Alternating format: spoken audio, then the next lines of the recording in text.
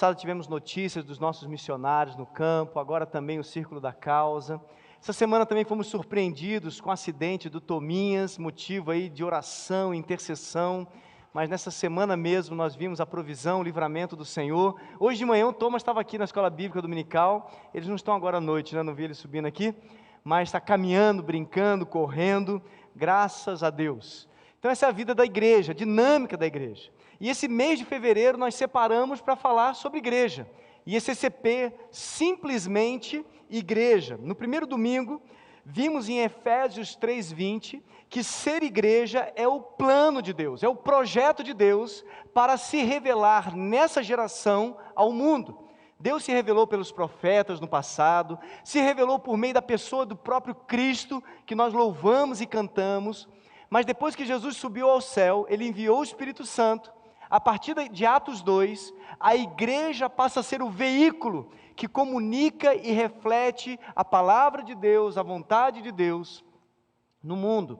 Então, às vezes a gente pensa que ser igreja é uma coisa pequena, é só mais uma religião que está por aí, mas nós vimos também, logo em seguida, que a nossa fé, ela não está baseada em ideais ou ideias humanas. No segundo domingo nós vimos 1 Timóteo 3,16, que a igreja é coluna e alicerce da verdade.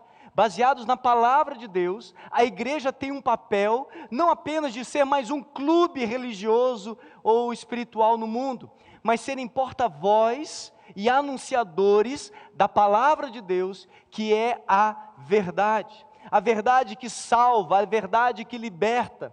E nós temos essa mensagem, o Evangelho, para as nossas vidas, para a nossa família, mas também uma mensagem para o mundo inteiro.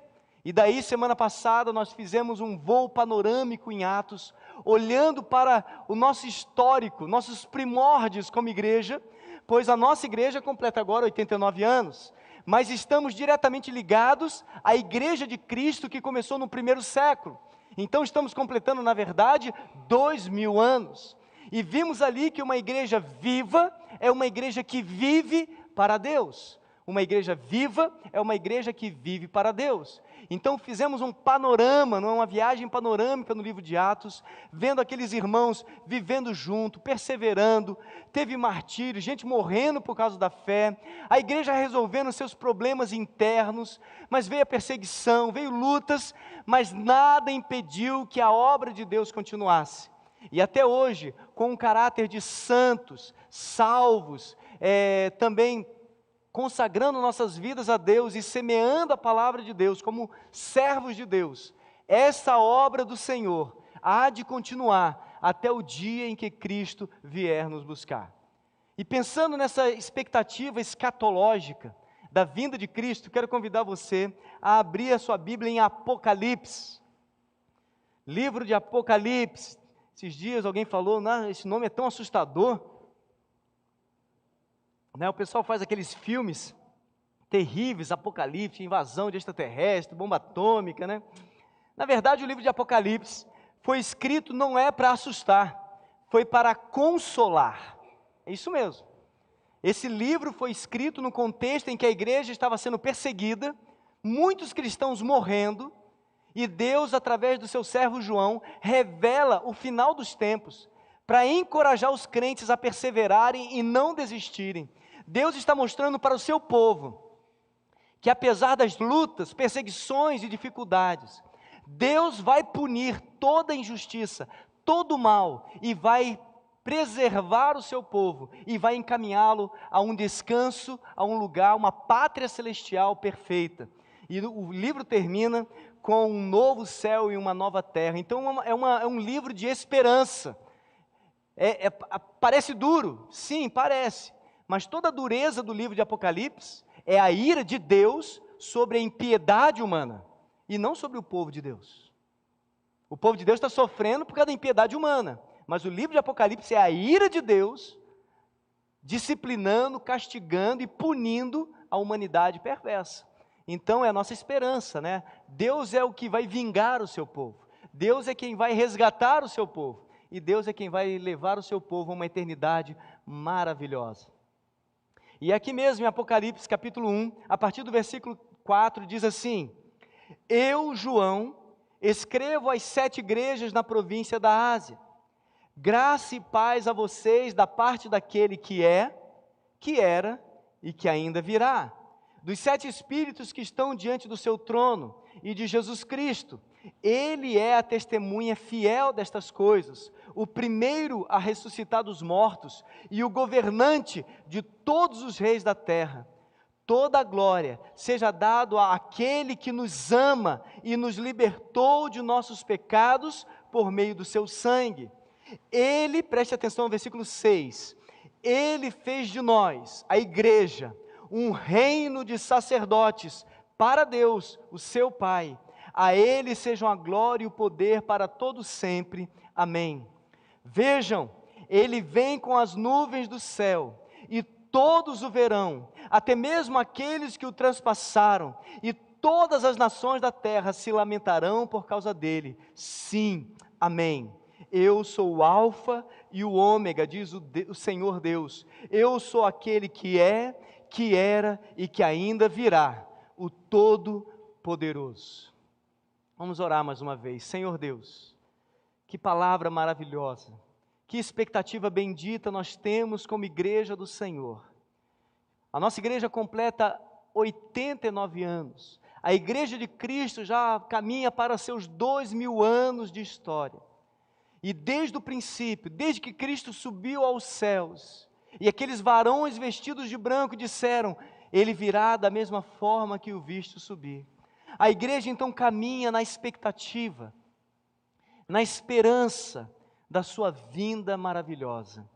E há 89 anos, a igreja de Cristo aqui em Cachoeira Paulista tem proclamado o teu nome, o teu evangelho, a tua verdade, pois o Senhor tem se revelado a nós e ao mundo aqui, através da tua igreja. Que privilégio, que honra, que glória, ó Deus, é essa nossa. Sermos, ó Deus, esse instrumento do Senhor nestes dias. Portanto, ó Deus, fala conosco mais uma vez, nos encorajando, nos fortalecendo como igreja e firmando em nossa mente e coração a nossa identidade como povo de Deus. Assim eu oro no nome de Jesus. Amém. E ICCP, simplesmente igreja. Dá uma olhada para a pessoa que está do seu lado aí. Olha para um lado, olha para o outro, olha para frente, olha para trás. Percebe que não tem nenhum super-herói aí? Não tem ninguém com superpoder? Né? Aqui não é o castelo, né, de um grande rei, imperador. Gente como a gente como você, gente como eu, todos alcançados pela mesma graça. E o que nós temos em comum? Você que já entregou sua vida ao Senhor Jesus, e você que tem buscado viver um compromisso real com Deus. O que nós temos em comum? A fé em Cristo Jesus. Isso que nos une. E a Bíblia chama isso de aliança. Jesus é comparado em Efésios com o marido casado com a noiva, que se casa com a noiva, o marido e a esposa. E é algo muito comum, a gente gosta de ir no casamento, né? Não só pela boca livre, mas para testemunhar aquele momento maravilhoso, né? Mas ali vem um rapaz e uma moça, jovens ali, e fazem um pacto, uma aliança, um compromisso de fidelidade. E a Bíblia usa essa figura do casamento que foi instituído por Deus lá em Gênesis 2. Por isso o homem deixa pai e mãe, se une à sua mulher, e os dois serão uma só carne, para ilustrar o casamento de Cristo e a igreja. Aliás, se eu só dar uma palhinha, tem sido o tema do estudo aqui com o pastor Moisés. Os fundamentos da família começam lá em Gênesis capítulo 2. Muito bem, agora que nós estamos nessa fé, completando aí juntos 89 anos, olhando esse momento e olhando para frente, o que pode nos manter firmes? E é isso que nós temos visto no decorrer desses domingos, nessa minissérie sobre ICCP, simplesmente igreja. Nós vimos então que estamos diretamente ligados àquela igreja que Cristo inaugurou pelo Espírito Santo lá em Atos. Vimos que o Senhor nos deu a sua palavra, que nos guia, que nos orienta, que é regra de fé e prática. Vimos que a igreja viva, ela vive para a glória de Deus. E olhando para agora e para o futuro, devemos ressaltar o nosso compromisso com o Senhor. estou seguindo o nosso manual de novos membros. Então, quem já fez a classe de novos membros conhece. Quem pretende fazer já está tendo aqui uma pincelada. E quem já fez há muito tempo e pode estar esquecido de alguma coisa, a gente está relembrando. E aqui a gente cita alguns compromissos que nós temos como igreja. Por exemplo, primeiro compromisso. Compromisso com a palavra de Deus. Compromisso com a Bíblia. Compromisso com a Bíblia. Esse livro aqui, ó. O pastor pode ser muito criativo, inventar algumas coisas legais, escrever algum livro bonito. Robert Calley veio lá da Europa para cá, pregou a palavra, poderia ter escrito um monte de manual de vida cristã, mas o que ele fez foi pregar a Bíblia e deixar a Bíblia como regra de fé e prática para as nossas vidas. E esse é o nosso primeiro compromisso como igreja. 2 Timóteo 3,16 fala que a Bíblia é inspirada por Deus e ela é suficiente para nos educar na verdade, para tornar perfeito e perfeitamente habilitado o servo de Deus para toda boa obra. Então nós queremos reafirmar nesses 89 anos o nosso compromisso com a palavra de Deus. Também compromisso com a doutrina. 2 Timóteo 1,13, Paulo diz para Timóteo: permaneça firme nas coisas que você recebeu, naquilo que você aprendeu. Como igreja, a doutrina bíblica, a sã doutrina, ela deve ser ensinada, reforçada, deve ser decorada, memorizada, ela deve ser lembrada continuamente. Uma boa igreja é uma igreja que tem uma doutrina, as verdades bíblicas sistematizadas e organizadas. Quem é Jesus, quem é Deus, o que é salvação, o que é vida cristã, escatologia, onde tudo isso vai dar. Por isso a gente estuda isso na escola bíblica dominical, por isso a gente encoraja os irmãos a lerem e a conhecerem, por isso nós temos os nossos 28 artigos, que é um resumo dessas doutrinas, tudo isso para que a igreja saiba bem o que é, o que pensa e para onde vai. Também como membros comprometidos, nós também assumimos um compromisso com o grande mandamento do Senhor, que está em Mateus 22, 37 a 40, em que o Senhor resume toda a lei de Deus em 2 mandamentos: amar a Deus sobre todas as coisas e amar ao próximo como a si mesmo. Uma igreja forte, uma igreja que realmente testifica o Senhor, é uma igreja que pratica o amor internamente e verticalmente, é uma igreja que ama uns aos outros, ama e testemunha o seu amor no mundo e ama a Deus acima de todas as coisas. Esse é o nosso grande compromisso. Também aprendemos sobre a grande comissão. Tanto domingo passado como esse domingo tivemos um tempo de missões e o círculo da causa, e o Senhor Jesus, em Mateus 28, 19, dá uma ordem para os seus discípulos: façam discípulos. E uma igreja saudável é uma igreja que todo instante ela olha para o seu desafio fora.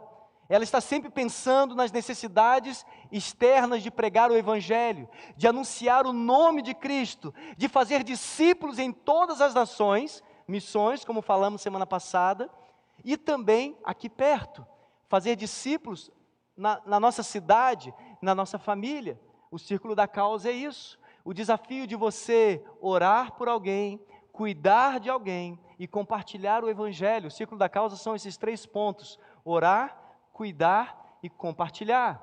E nós queremos que todo crente, discípulo de Jesus, esteja empenhado e comprometido em orar, cuidar e compartilhar. Esse é um compromisso da membresia dessa igreja. Também como igreja, assumimos o compromisso com o sustento da obra de Deus, conhecido e chamamos como dízimo. 2 Coríntios 9, 7 e 8 fala sobre essa prontidão e generosidade da igreja em suprir com seus recursos as necessidades e as demandas da igreja. E esse é um compromisso nosso. Tudo que temos e desfrutamos, luz acesa, água, papel higiênico no banheiro, tudo isso é sustento, é mantido pela fidelidade de quem congrega, dos membros da igreja, ter um pastor que pode estar aqui de tempo integral. Tem muitas igrejas que tem pastor que ele tem dupla jornada, tem um trabalho fora, a gente não condena, mas fica dividido. Papai, muito tempo teve ministério assim, né, pai? Pastoreou igrejas pequenas que não tinham condições, e papai trabalhava, né, ralava, acordava cedo, e ainda tinha que cuidar da igreja. Louvado seja Deus. Mas é um privilégio para a igreja poder ter um obreiro de tempo integral. Isso é uma honra para mim, como pastor, e para a igreja, ter um pastor de tempo integral. E eu vou te dizer, não sei como é que papai dava conta, porque eu não estou dando conta de tudo não, pai. Parabéns, é um exemplo mesmo. Mas é isso aí. Quem sustenta isso tudo? Não é o governo, não é Bolsa Família, não é alguma verba do ministerial, é a própria igreja. A fidelidade da igreja, a reforma, as manutenções que fazemos, tudo isso vem do nosso sustento. Então, todo membro entende que deve participar, contribuir e ajudar a manter a igreja. Outro compromisso que a igreja assume é com a unidade da igreja.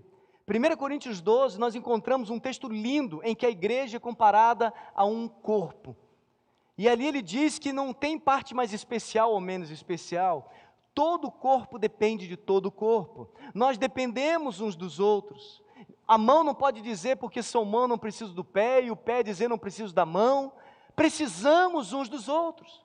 Temos dons, ministérios, atuações diferentes, mas somos um corpo em Cristo Jesus. Temos dons diferentes, é por isso que você às vezes se incomoda com uma coisa que não incomoda outro irmão, porque você tem a percepção do Espírito Santo para aquilo, e o Espírito Santo não deu para aquela outra pessoa, porque Deus quer que você atue ali com o seu dom, com a sua capacidade. Então quem toca violão percebe logo se o violão está afinado ou não, mas quem não toca violão não sabe se está afinado ou não, nem percebe essas coisas. Então cada um atua com excelência onde Deus o colocou, no seu ministério, sem invejar o ministério do outro e também sem querer que todo mundo faça o seu ministério, porque cada um tem um dom que Deus deu, mas todos somos um só corpo. Então esse é o nosso compromisso com a unidade da igreja. Também temos um compromisso com as ordenanças do Senhor, que é o batismo e a ceia, que testificam o compromisso com o Senhor e a unidade da igreja, a nossa identidade como corpo de Cristo ao redor da mesa do Senhor. Também temos um compromisso, como diz Hebreus 13:17, com a liderança da igreja. Ali o texto diz: conheçam os seus líderes e sigam. Não sejam desobedientes aos seus líderes, para que não cause mais peso e fardo, para que eles cuidem de forma mais leve de vocês. Hoje é o pastor Felipe pode partir daqui para melhor, ir para a glória, e Deus vai levantar outro pastor, e a igreja vai ter que seguir, né, não dificultar o trabalho do pastor e da liderança da igreja. Esse é um compromisso do crente fiel. A igreja também assume um compromisso de testemunho cristão. Pedro vai dizer em sua primeira carta: sejam santos, como é santo aquele que vos chamou. E é por meio da vida santa, consagrada da igreja, que a igreja testifica melhor e mais poderosamente a vontade de Deus, os desígnios de Deus, o evangelho do Senhor e todos os propósitos de Deus. Também a igreja assume um compromisso com o serviço cristão. Gente, servir é sinal de maturidade. Nossos filhos, eles nascem e eles são servidos, carregados no colo. Mamãe tem que fazer leitinho, tem que dar banhinho, tem que vestir a roupinha, porque são bebês, né? Tudo chora, né? Precisa de colo, tudo é frágil, mas à medida que cresce, amadurece, aprende a servir. Começa tirando lixo, lavando o banheiro, lavando uma louça, varrendo uma casa. Daqui a pouco vai arrumar um trabalho, vai, né, bater ponto e vai pagar contas maiores. Então, o compromisso e o serviço é de acordo com a maturidade. Agora, também a palavra de Deus diz em Hebreus, capítulo 5, que tem pessoas que são lentas para amadurecer, mas todos nós temos a oportunidade de amadurecer, e todos nós devemos buscar amadurecer, porque isso é o melhor, sermos maduros, excelentes na presença de Deus. Muito bem, queridos, esses são compromissos, e o crescimento espiritual depende de que eu e você reforcemos esses compromissos, que a gente lembre, né, quem já estudou lá atrás, quem está chegando agora, possamos entender que não são 200 compromissos, aqui são 10 compromissos muito claros, muito específicos. Nada fora da palavra de Deus, tudo flui da palavra de Deus, para que possamos remar na mesma direção. Todos comprometidos, com a mão no remo e remando, remando. Nós estamos comemorando 89 anos dessa igreja. E sabe por que essa igreja está de portas abertas? Porque há 89 anos aqui em Cachoeira, Deus tem levantado homens e mulheres comprometidos. É muito bom ouvir esses testemunhos, né? Dona Mira está até aqui hoje, fez questão de vir, né, Dona Mira? Muito jóia. É muito bom ouvir esses testemunhos, como o do pai dela, que apesar de não conseguir ler, Dona Almira conta que nas reuniões de oração, ele como diácono coordenava, dirigia eventualmente as reuniões de oração, e ele pedia para alguém, leia livro tal, capítulo tal, versículo tal. Aí a pessoa lia, muito obrigado. Aí ele explicava o texto, não era assim, Dona Almira? Não dizia não para a obra de Deus, né? Estava comprometido, estava focado, trabalhando pela causa do Senhor. 89 anos, homens e mulheres comprometidos, pessoas que olharam para esses compromissos e não arredaram o pé, remaram juntos, entendendo que estavam fazendo a obra de Deus. E olha como nós temos sido abençoados por isso. Olha como nós temos sido agraciados. Isso deve nos encorajar. Nesse mês de fevereiro, ouvir essas histórias, olhar para a igreja, né, e esse CP, simplesmente igreja, tem como propósito alimentar na nossa mente, nosso coração, um profundo respeito e amor pela igreja. Às vezes a igreja é só uma ocupação do final de semana, ou às vezes as prioridades das coisas de Deus e do reino de Deus e do evangelho é só um anexo na nossa vida. Mas tudo isso deve nos despertar a um compromisso com Deus e com essa igreja local.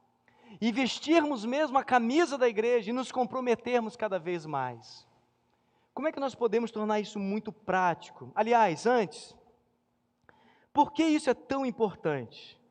Primeiro, porque é bíblico. O compromisso do membro com a igreja é bíblico. Quando nós olhamos para o Novo Testamento, nós vemos Paulo escrevendo tantas cartas às igrejas, e a pastores como Timóteo e Tito, e ele está direcionando aquilo para que seja falado na igreja, ensinado na igreja, por pessoas comprometidas com a igreja. Lemos há pouco Apocalipse, e ali no capítulo 1, versículo 6, a Bíblia diz que Deus estabeleceu uma nação de sacerdotes. Então é bíblico fazer parte de uma igreja e ser comprometido com uma igreja.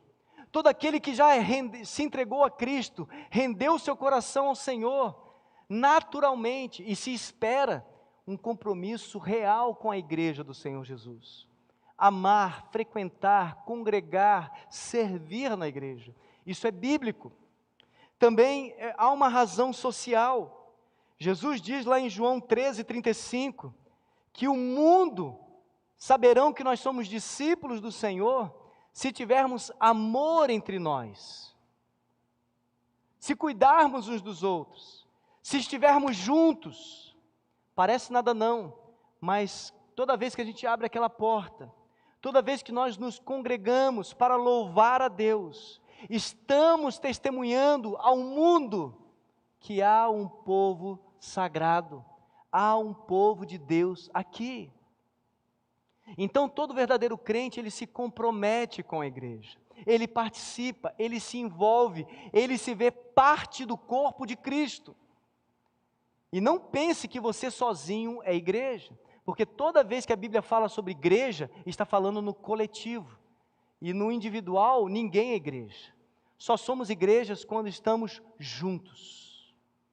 Somos igrejas quando estamos reunidos, quando estamos trabalhando juntos, então somos igreja.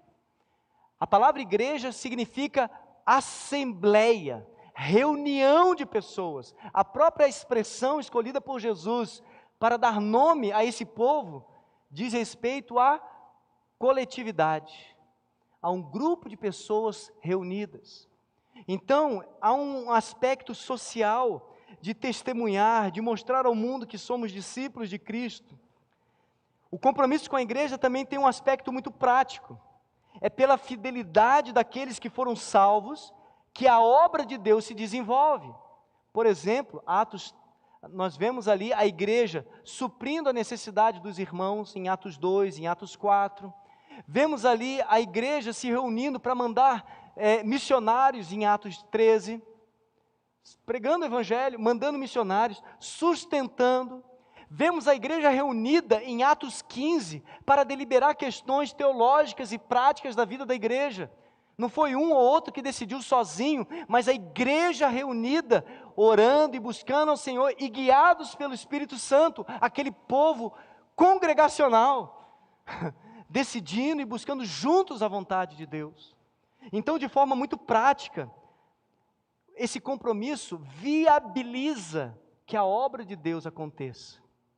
Hoje nós temos parcerias missionárias em vários lugares, que pela contribuição de um, de outro, de uma igreja aqui, de uma outra igreja local, o sustento desses obreiros está sendo provido, para que o nome do nosso Senhor Jesus seja pregado em lugares distantes, lugares que eu e você não podemos ir, mas alguém renunciou ao conforto de sua casa para ir lá pregar o Evangelho.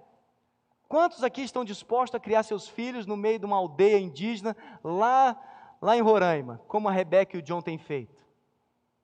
Mas Deus despertou o coração dela, e ela está lá com seus 3 filhinhos, pregando a palavra e traduzindo a Bíblia para a língua daquele povo. Como é importante a igreja contribuir com isso, entender a tarefa que está sendo cumprida lá, e ao contribuir nós estamos participando daquela obra. Então, o compromisso dos crentes viabiliza que coisas como essa aconteçam. A igreja reunida como um corpo, com tantos dons e ministérios, ela acontece, vimos aqui ministério infantil, ministério com mulheres, ministério de música, ministério do pastel, ministério de células. Os ministérios estão acontecendo. Por quê? É viável porque há homens e mulheres nas mãos de Deus, com dons que Deus deu para servir. Por isso eu quero reafirmar, nenhum aqui dos presentes são inúteis. Muito pelo contrário, são servos úteis nas mãos do Senhor, com dons diferentes, ministérios diferentes. Não estamos aqui para comparar quem serve mais ou menos, mas que todos entendam o seu papel no corpo de Cristo. No corpo de Cristo. Isso é muito importante. Então, por uma questão prática, todo membro tem que todo servo de Deus tem que ser membro e participar ativamente da sua igreja, para que o restante do grupo possa contar com ele. Como um jogo de futebol, a gente espalha a galera no campo, e a gente quer confiar que quando jogar a bola lá na frente, vai ter alguém para receber. Agora, se o membro não é comprometido, a bola sai pela lateral, sai pelo escanteio, ou não tem ninguém no gol, e aí fica difícil de jogar, né? Porque quem está presente é que joga. Um quarto motivo, porque o compromisso é tão importante, além de ser bíblico, social e prático, ele também tem um aspecto pessoal. Quando você está comprometido com a igreja local, isso fortalece a sua convicção pessoal da sua fé cristã. Alguém já contou aquela ilustração, né, do gravetinho fora da fogueira, né? E que logo apaga. E a gente entende disso, né, Jeta? De fogão a lenha, né, Alexandre? De churrasqueira, né? Se tirar a brasa de lá, ela vai apagar. Mas se estiver no meio ali, ela se mantém e ainda ajuda os outros a esquentar também.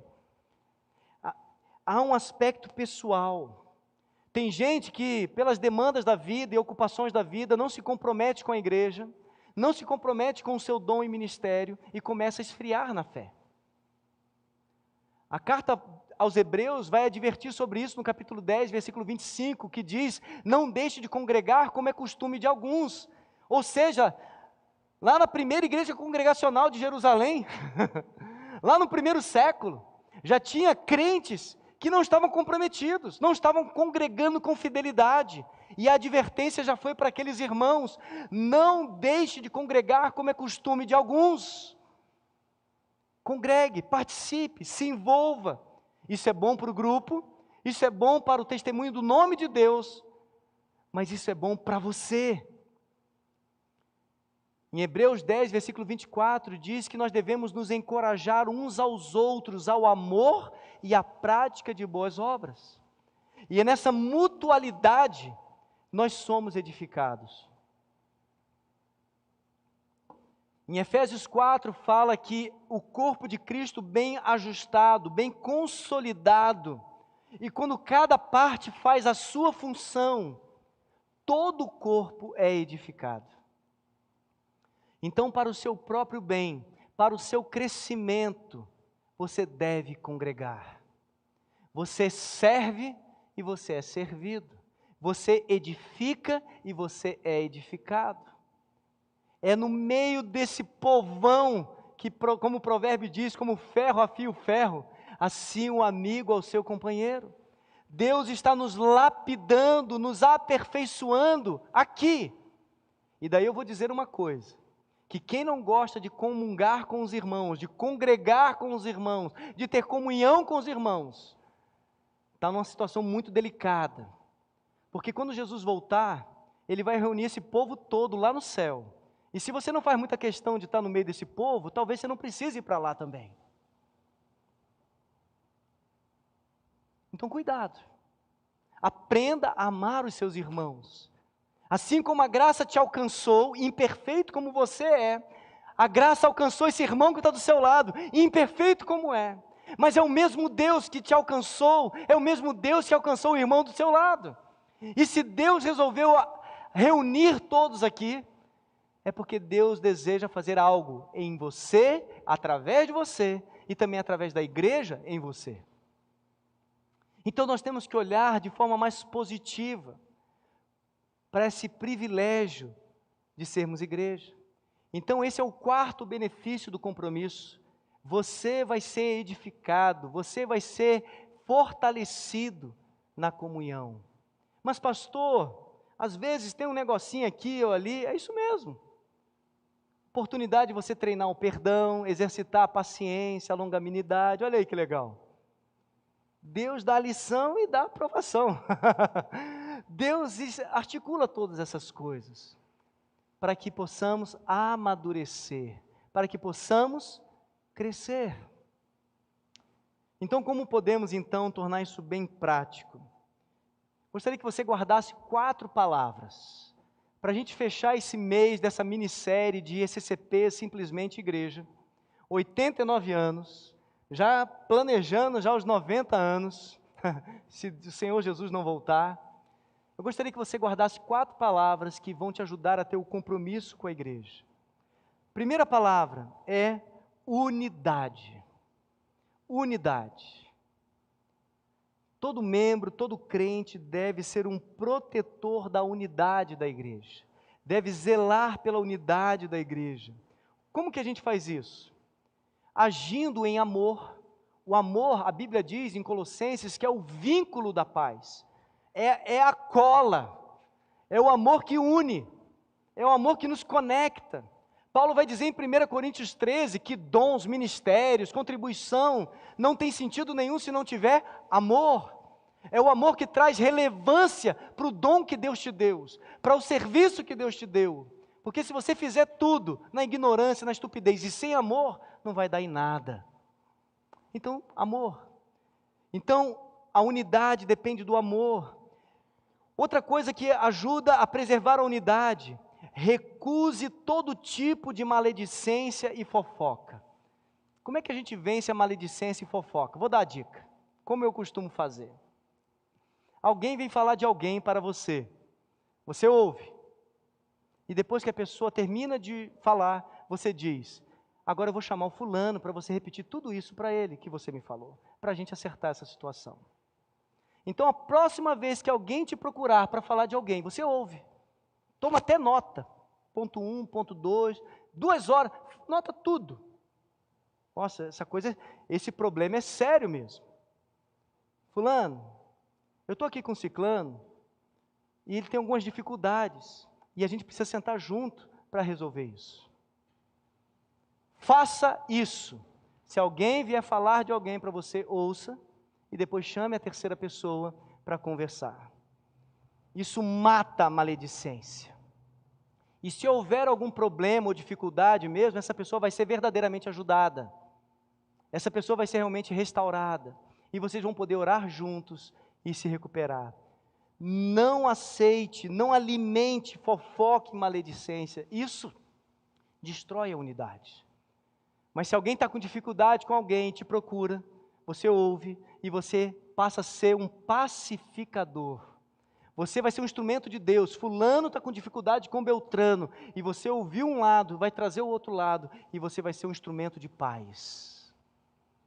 Os pacificadores serão chamados filhos de Deus. Bem-aventurados são esses.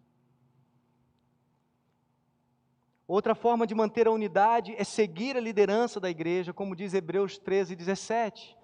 A igreja tem que ter um referencial, uma direção, um propósito. Todas as ideias são bem-vindas, mas Deus colocou uma liderança para estabelecer as metas e a direção da igreja. Então todos devem cooperar, mas deve ter uma liderança clara. Isso vai ajudar a proteger a unidade da igreja. Segunda palavra, fé. Segunda palavra é fé. Estamos aqui reunidos, eu falei no início, que nós estamos unidos por causa de uma coisa, a fé em Cristo Jesus. Então nós devemos compartilhar a fé da igreja. Nós devemos nos vestir com a fé da igreja. Como fazemos isso? Orando, intercedendo e trabalhando para que essa fé comum em Cristo Jesus, ela se propague. Proclamando o evangelho aos descrentes, convidando e recebendo com carinho os visitantes, orando pelo crescimento do testemunho da palavra de Deus em nosso meio. Nós, como verdadeiros crentes, devemos almejar que cada dia mais